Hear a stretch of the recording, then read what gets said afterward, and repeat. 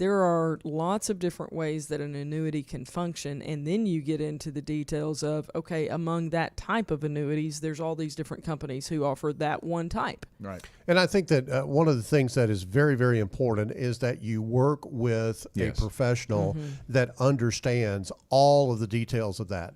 That professional knows the ins and outs of those various annuity contracts and things of that nature, and they're able to make a recommendation to you that is appropriate for your circumstances. Guys, I've seen lots of stuff in my 30-something years as an investment advisor, and one of the most horrid things that you can see is some annuity recommendation that had no context, no implication for any benefit for the client. It was sold primarily to generate commission for the annuity salesperson.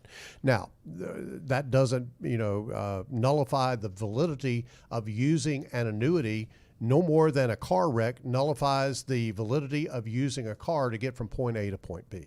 Let's put that graphic back up again. We have just a few minutes left until our final thoughts. But we talked about the laying the foundation of the house, but we want to spend a couple of minutes on the interior of the house. The blue area there on the graphic, which is the living quarters of the home. It's where the memories are made. And in retirement, that's the fun part of retirement. It is what we call the desired income, because we don't want to stop at just making sure your required income needs are met. That is the first step in laying the groundwork, so that's on solid ground. But then we begin to talk about your other assets and how they can generate income for you over the course of the rest of your life that you can use as discretionary income. We typically send that to our clients on a monthly basis.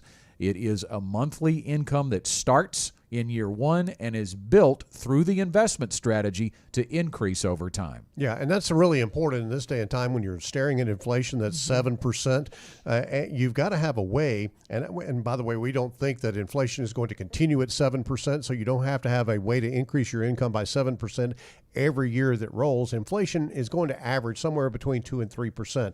We've had an anomaly of a pickup in inflation primarily because of COVID and the response that the government had of throwing so much money into the economy. When you have too much money chasing too few goods, that creates inflation. This too shall pass. We're beginning to see that wane now because inflation numbers are coming down. Otherwise, you're probably in pretty good shape by increasing your income by, on an average of 2 to 3% per year. That will allow you to keep pace with most of the inflationary things that you'll encounter throughout the rest of your life.